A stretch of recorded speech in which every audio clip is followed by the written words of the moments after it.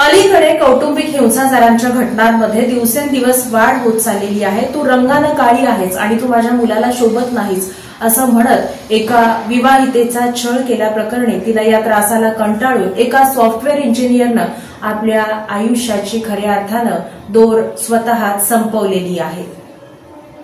अलीकडे कौटुंबिक हिंसाचाराच्या घटनांमध्ये मोठ्या प्रमाणात वाढ होत असतानाच एक धक्कादायक घटना समोर येत आहे। एका सॉफ्टवेअर इंजिनियर महिलेने सासरच्या त्रासाला कंटाळून आत्महत्या केली। या घटनेने महिलांवर सासरी होणाऱ्या छळाचा मुद्दा पुन्हा एकदा चव्हाट्यावर आला आहे। ही घटना दक्षिण बंगळुरूच्या सद्दागुंटेपलया या भागात घडली। शिल्पा असे आत्महत्या करणाऱ्या विवाहित तरुणीचे नाव आहे, तर तिच्या पतीचे नाव प्रवीण आहे। 2.5 वर्षांपूर्वी त्यांचा विवाह झाला होता। दोघेही इन्फोसिसमध्ये कामाला होते।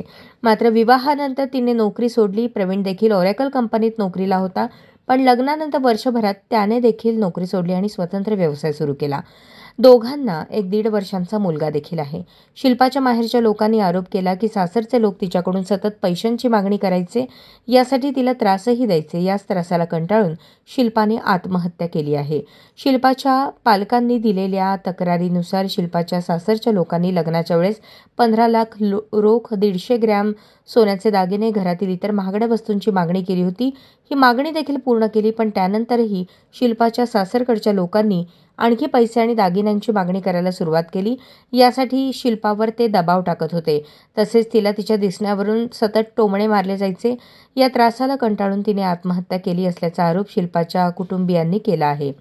दरम्यान शिल्पाच्या कुटुंबियांनी केलेल्या तक्रारीवरून बंगळुरू पोलिसांनी तिचा पती प्रवीणला ताब्यात घेतले असून चौकशी सुरू आहे।